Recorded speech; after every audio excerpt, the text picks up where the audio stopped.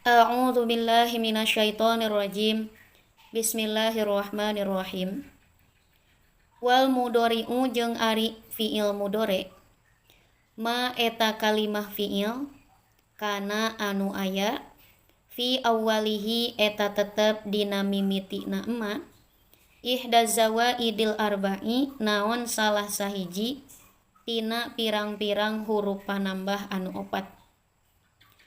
Yajma'uha ngumpulkeun ha kana zawaidil arba'i kauluka naon ucapan anjeun anaitu tegesna lafad anaitu. Wahwa jeung ari fiil mudhari marfu'un abadan eta anu diropakeun dina salilana hatta yadkhula sehingga asup alaihi kana mudhari nasibun naon anu nganasobkeun aw jazimun atawa anu ngajazemkeun. Bismillahirrahmanirrahim. Nomor katiluna tina kalimah fiil anu dicarioskeun dina bab af'al ieu teh nyaeta fiil mudhari. Dina nganyahokeun fiil mudhari sami jeung nganyahokeun fiil-fiil anu sanesna nyaeta aya 3 perkara anu perlu dikanyahokeun. Nomor kahijinana teh nyaeta nganyahokeun tina segi ta'rif. Naon atuh cenah ta'rifna fiil mudhari? Nyaeta huwa makana fi awwalihi ihda zawaidil arba'i yajma'uha qauluka anaitu. Hartosna kalimah fiil anu dina mimitina aya salah sahiji huruf panambah anu opat anu dikumpulkeun dina lafad anaitu. Jadi ngaran fiil mudhari teh sesuai jeung ta'rif nabi ieu nyaeta kalimah fiil anu dina mimitina teh aya huruf kamudhorean. Huruf kamudhorean teh eta aya opat sesuai jeung anu dikumpulkeun dina lafad anaitu tegasna mah hamzah, nun, iya jeung ta. Mana atuh contona fiil mudhari tegasna anu kaasupan ayeuna ku huruf kamudhorean dina mimitina. Nah, sapertikeun contoh di dieu aya 4 kalimah fiil mudhari dengan huruf kamudhorean anu beda-beda. Nomor kahiji lafad adribu dimimitian ku huruf kamudhorean hamzah. Nu kadua lafad nadribu dimimitian ku huruf kamudhorean berupa nun. Nu katilu lafad yadribu dimimitian ku huruf kamudhorean anu berupa iya. Nomor kaopat na lafad tadribu dimimitian ku huruf kamudhorean anu berupa ta. Anu mana ieu huruf kamudhorean teh bentukna teh panambah, cicing dimimiti bari panambah. Tuhnya cicing dimimiti katingali. Bari panambah. Nu dimaksud panambah kumaha? Jadi nu dimaksud panambah mah aya na ieu huruf kamudhorean teh sah ayeuna dicuplak-coplok. Tegasna mah dina nalika dicoplokeun eta huruf panambah teh alias huruf kamudhorean teh eta teu ngarobah kana makna fiilna. Contoh sapertikeun yadribu. Yadribu eta fiil mudhari sabab aya huruf kamudhorean iya. Maknana yadribu teh adalah neunggel. Dina nalika dibuang iyana tegasna ngajadi doroba ternyata maknana teh tetep neunggel-neunggel keneh. Berarti ayana iya di dinya mah huruf panambah. Kitu nya tegasna mah ngajadi huruf kamudhorean teh. Sabab cirina eta huruf kamudhorean alias huruf panambah teh nalika dicopotkeun eta huruf kamudhoreanna teu ngarobah kana makna kalimah fiil. Berbeda jeung saumpama lapad nasoro. Tuh. Dina lapad nasoro eta teh dimimitian ku nun.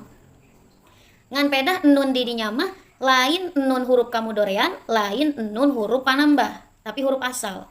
Mana atuh buktina bahwa nun dina lapad nasoro eta nun huruf asal, lain ayeuna huruf kamudhorean tegasna huruf panambah. Nyaeta hartosna nasoro teh nulungan. Terus dina nalika ayeuna dibuang nunna soro jadi teu aya maknaan. Jadi robah maknana. Oh berarti nun di dinya mah lain nun panambah tapi nun huruf asal. Berbeda jeung lapad ayeuna nan suru. Nah dina lapad nan suru mah di dinya teh aya 2 nun anu kahijina eta teh berupa nun huruf kamudhorean.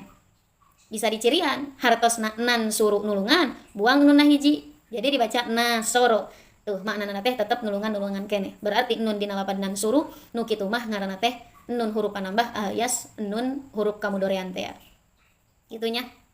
Nah etalah ayeuna nganyahokeun fiil mudhari teh dina ta'rif di dieu mah kaya-kaya ditingali tina segi ciri nyaeta nu aya huruf kamudhorean. Huruf kamudhorean teh eta aya 4 hamzah nun iya jeung ta cicingna dimimiti bari statusna sebagai panambah. Cirina panambah nalika dicoplokeun eta huruf kamudhoreanna teu ngarobah kana maknana.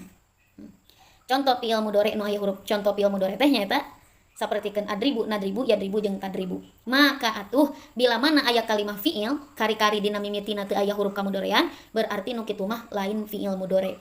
Sapertikeun contoh lapad doroba. Dina lapad doroba eta teu aya huruf kamudorean dina mimitina. Teu aya hamzah, teu aya nun, teu aya iya, teu aya ta. Maka nu kitu mah lain fiil mudore. Balik ta ngaranna teh fiil madi teh ya. Nomor kaduana anu perlu dikanyahokeun dina fiil mudore teh nyaeta alamat alias ciri. Nah sebenarnya mah tadi dina patokan oge urang nganyahokeun eta tina segi cirinya. Ngan pedah aya deui salah satu ciri na fiil mudore teh nyaeta aya kebala sina wa saupa. Fiil mudore mah sok narima kana sin jeung saupa. Sin di ngaranan sin tanpis, saupa di ngaranan saupa taswif. Naon atuh cenah gunana eta sin jeung saupa asup kana fiil mudore? Gunana teh nyaeta ngabogaan makna zaman. Jadi kan ari fiil mudore teh ngabogaan ayeuna zaman istiqbal jeung zaman hal. Ari zaman istiqbal mah zaman anu bakal, lamun zaman hal mah zaman eukeur keur dipigawe. Istiqbal mah bakal dipigawe. Nah hadirna sin jeung saupa mah eta mah mawa zaman istiqbal. Jadi pasti lamun aya sin jeung saupa eta zamanna zaman bakal gitu.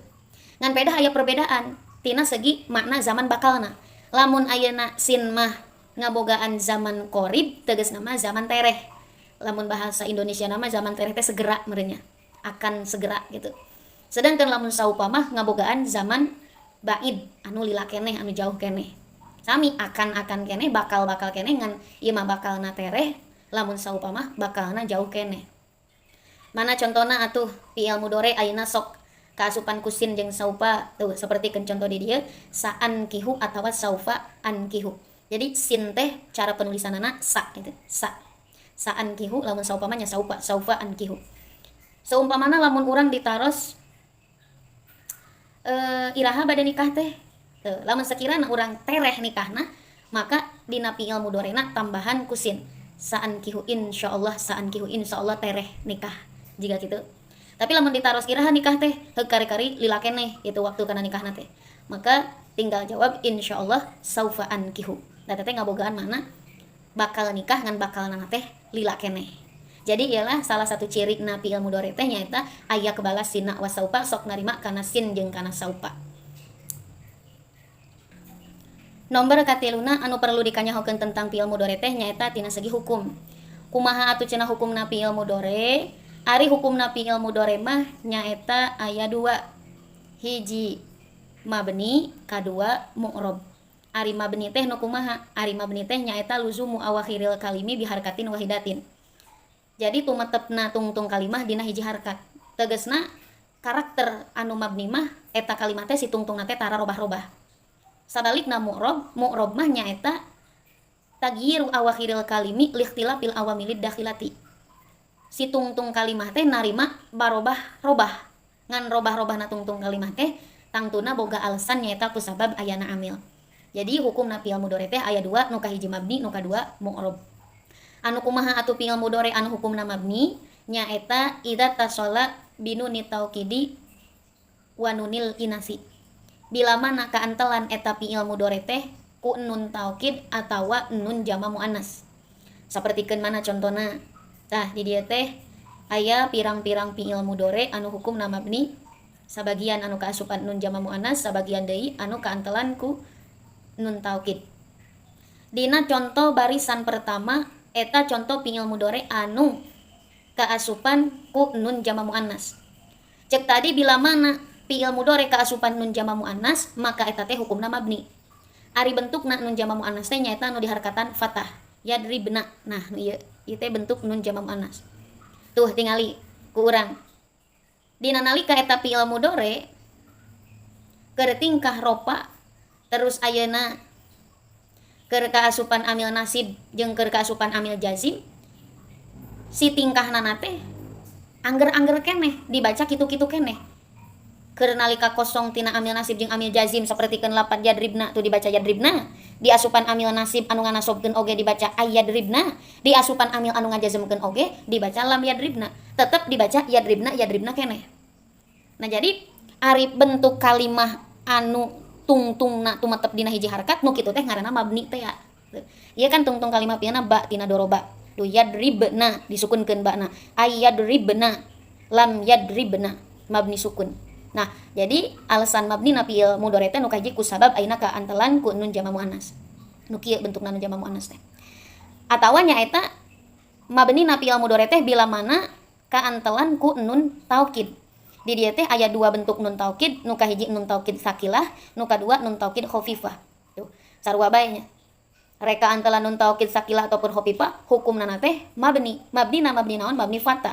Bisa ditinggali ku urang tuh. Keur kosong tina amil nasib jeung amil jazim dibaca yadribanna, difatahkeun ba'na mabni fathah teh. Pun dina nalika ayeuna kasupan amil nasib dibaca ayyadribanna, patah di dieu mah lain ayeuna ku sabab kaasupan amil nasib. Da buktina keur teu kaasupan amil nasib oge tetep dibaca fathah. Fathah di dieu mah ku sabab ayeuna kaasupan kaantelan ku ayeuna nun taukid. Pun dina nalika ayeuna keur kaasupan amil jazim tetep ayeuna dibaca fathah lam yadribanna. Tuh ieu mah mabni teh mabni fathah. Tungtung fi'ilna teh ba eta difatahkeun. Yadribanna ayyadribanna lam yadribanna. Pun nya kitu deui dina nalika kaasupan nun taukidna khafifah. Bentukna khafifah mah nu disukunkeun, lamun sakilah mah nu ditasydhidan. Sami ieu ge dihukuman mabni fathah. Buktina mabni fathah tumetep dina harkat fathah nalika kaasupan nun taukid. Yadriban ayyadriban lam yadriban. Tungtungna teh ba kitu nya. Jadi ialah hukum fi'il mudhari nomor kahiji nya eta mabni. Alasan pangna mabni na aya 2, hiji ku sabab kaantelan nun jama muannas, kadua ku sabab kaantelan nun taukid. Lamun kaantelan ku nun jama muannas mah hukumna teh mabni sukun, lamun kaantelan ku nun taukid mah hukumna teh mabni fathah. Hukum nomor kaduana nyaeta mu'rob. Ari mu'rob mah narima kana robah-robah. Nu kumaha atuh anu hukumna mu'rob?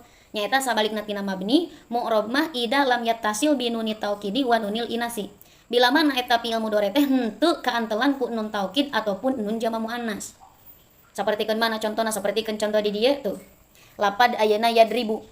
Lapad yadribu di dieu teh ditungtungna teu aya nun jama muannas. Anu diharkatan patah teh na.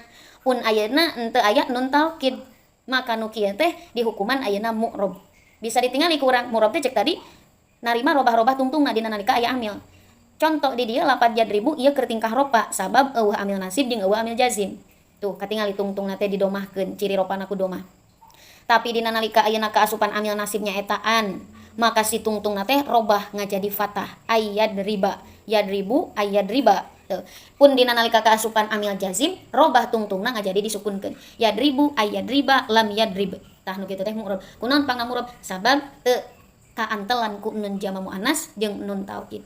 Atawa contoh ayeuna anu af'alul khamsahna anu sabada kalimah fi'il teh aya alif waw ya domir teh contoh di dieu mah nu aya domir alif kitu nya. Tuh dina lapad yadribani eta teh aya nun tapi nunna lain nun jama muannas jeung lain nun taukid. Da nun jama muannas mah harkatna patah dibaca na itu. Nun taukid mah make tasydid enna atawa disukunkeun teh gitu. Ieu mah diharkatan ayeuna kasroh gitu ya. Jadi lain nun jama muannas. Yadribani ieu keur tingkah ropana. Tapi dina nalika ayeuna keur tingkah nasab jeung keur tingkah jazmna bisa katingali ku urang robah ayeuna berbeda jeung keur tingkah rofana. Rofana nama aya nun yadribani. Antara nasab jeung jazmna nama dibuang nunna ayyadriba lam yadriba. Tuh jadi tungtungna teh narima kana robah-robah. Nu kitu teh ngaranna kalimah mu'rob. Kunaon pangna mu'rob? Sabab atuh di dinya mah teu kaantelan ku nun taukid jeung nun jama muannas. Nah ialah tilu perkara anu perlu dikanyahokeun dina fi'il mudhari teh nu kahiji ta'rifna, nu kadua cirina, nu katilu hukumna. Wallahu a'lam bishawab.